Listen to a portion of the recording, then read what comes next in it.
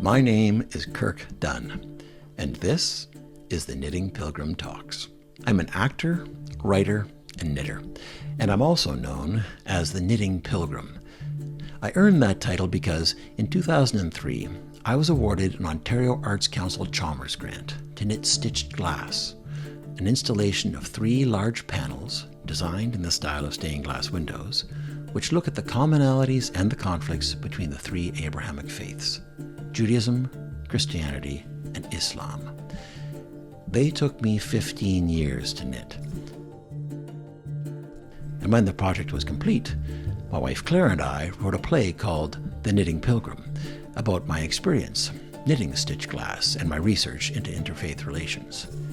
One thing that wasn't covered in the play was the meaning behind the imagery in the knitted panels. So, this series explores each section in conversation because, ultimately, the project is about having conversations with empathy and curiosity about how we understand and sometimes misunderstand each other. Welcome to the Knitting Pilgrim Talks.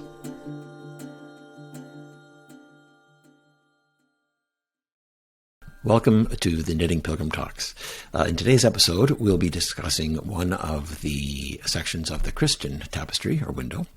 And just a quick recap, just a reminder that the way these tapestries are designed is they have the structure of each faith has its main symbol within the structure. And then inside that symbol, I've placed the positive images of the faith, and then outside that symbol are the images that are more challenging, the questions I have about the faith and how its history and how it's related to the other Abrahamic faiths.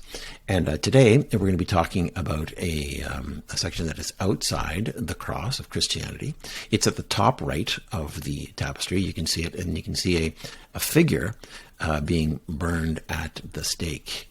And this is the burning of the stake was an acceptable Christian response to heresy as late as 1600s, and it's a bit of the thing I was going for here is it's a bit of a corruption of the burning bush. It's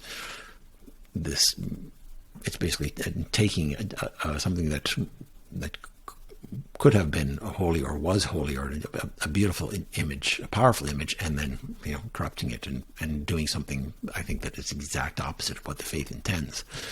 And certainly, this particular form of execution is not supported in modern days. But on the other hand, we do have Christians who support capital punishment.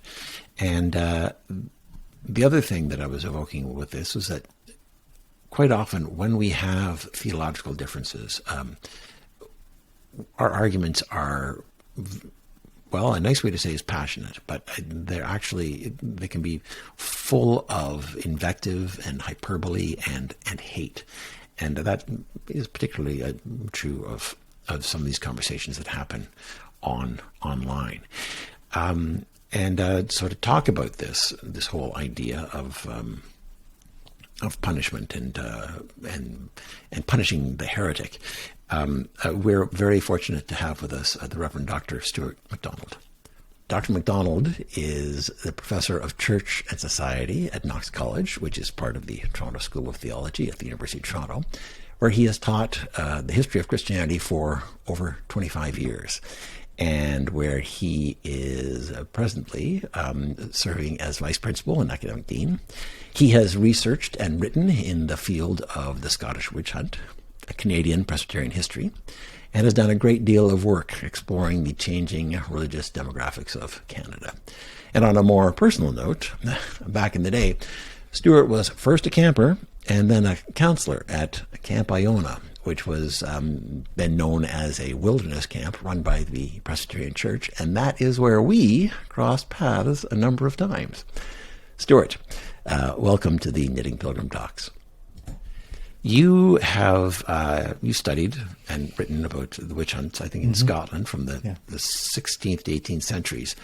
So can you tell us about the Christian context behind this practice? How did the Christians get to this?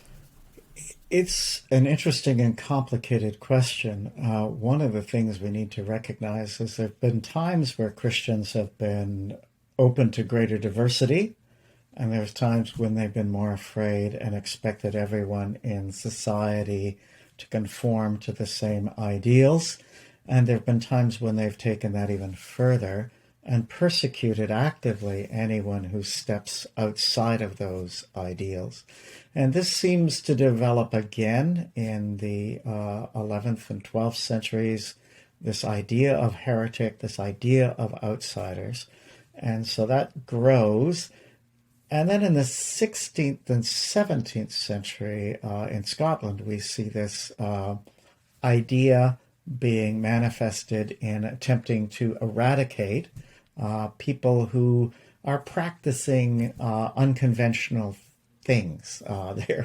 They're cursing their neighbors, they're saying spells. All of a sudden, that's considered not appropriate. And so, but the response is very extreme. And why is that response so extreme? What is it that justifies in their minds this not just punishment but eradication and complete destruction? Yeah, the idea of burning someone really is all about purifying. And so if we start with that, it's the idea that this is someone infecting your society, and the way to get rid of that person is to destroy them, to immolate them. That at least gets to their thinking on what the problem is here. It really is an attempt to purify. And so what kind of society imagines that it needs to be pure, that it can't deal with differences or people that have ideas or practices that violate certain norms? I mean, I think that's a really interesting thing to imagine. What kinds of societies have this purity that they want to maintain? And certainly Europe after the Reformation was one of those societies. Right. And that just conjures up these ideas. You talk about societies that want to be pure.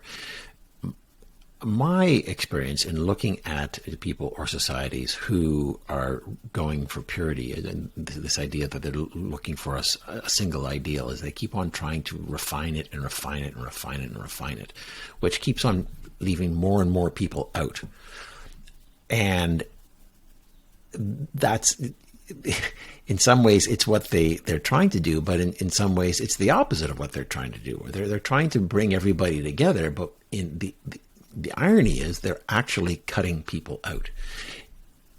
Would that be fair to say? Absolutely. And this is what was interesting as you're trying to imagine what are the parallels to what I just been spending all this time looking at in Scotland and the witch hunt.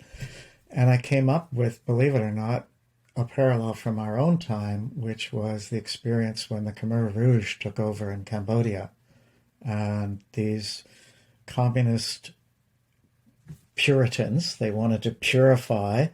That's what they tried to do. And you're right, they just kept eradicating and killing more and more and more people. And it's just a tragic story. But it's that impetus, I think, that's behind it. Anyway, that's where I thought a parallel to what I was seeing in 16th and 17th century Scotland lived out in our own times, our own world. Right. And of course, we don't do that here in our society, in what we would think of as a civilized, modern Western society. And yet, at the same time, there is that drive to purify, or that is it a drive to purify, or maybe it's a fear of the heretic, and maybe those are both the same thing. But in a conversation today, and certainly in conversation about faith and religious matters, there are people who are just so hateful about what they say.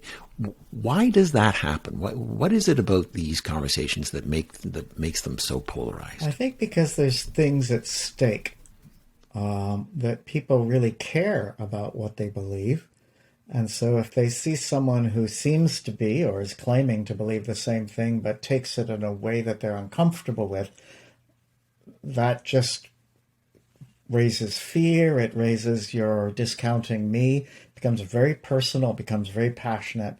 And depending on what our norms are, the things that we accept and how we can talk to each other, it can very quickly move into strong opposition, even hatred. And so, yes, it happens. What I've observed is sometimes that can be with groups that are far apart, but I've seen it more sometimes with groups that you would think would be closer. It's because they are closer that they want to say even more, you've got it wrong. And so I get along great with my Pentecostal friends because we just agree to disagree on the Holy Spirit. It's all good. I'm more likely to get into a passionate argument with people who seem closer to me in terms of how we read Scripture. And that might be where the greater passion all of a sudden is evidenced. Right, and you mentioned something there that there's it may be about fear. Can you tell us more about that? What is it that we're afraid of? I think we're afraid of everything. I think that's why the Gospels talk so much about not being afraid, particularly around the birth of the Christ, when Jesus is born. Do not be afraid, do not be afraid. The number of times that shows up, so what are people afraid of? And I think that's something we really need to explore, and we haven't enough. But I think it really is true that we are afraid. We're afraid that people might realize we're not perfect. We're afraid that what we're giving our lives to, it's different than what we imagined. We're afraid that we're going to have to accept that person that we think is incorrect, or that our ideas, the way we live. I think there's just so many things we can be afraid of. And we see that all over our world. I think fear is one of the great drivers. And there are so many things people are afraid of. And so that's when you want to persecute someone, that's what you often tap into, is fears. You stereotype the other. And that's what allows you then to persecute. Right. Well, as you were listing all those things that we are sometimes afraid of, it was like you were speaking right to me. So that's awkward. But I think I take your point that fear is the key. We are terrified of so many things, and that leads us into these places where things go terribly wrong, and like you said, where people get isolated and scapegoated, and nothing good comes of that. Nothing does. And if you can persuade people, the way to deal with their fear is to attack someone else. That's a pretty powerful. If we only get rid of this group, and that can be a heretic, it can be a witch, it can be a communist, it can be a capitalist. The labels can change, but what we are doing is often very similar. That is an excellent reminder. Stuart, thank you so much for being with us today. Thanks very much, Kirk. If you would like to contact the Reverend Dr. Stuart Macdonald, you can reach him at s.macdonald@utoronto.ca. This has been an episode of the Knitting Pilgrim Talks. We'd like to thank the Ontario Arts Council for their support of this conversation series and their funding of Stitch Glass, and the Toronto Arts Council and the Canada Council for the Arts for their support of the Knitting Pilgrim Show. If you'd like to hear more conversations like this about interfaith matters, stitched glass, and knitting, please check out our episodes at kirkdunn.com or the Knitting Pilgrim YouTube channel.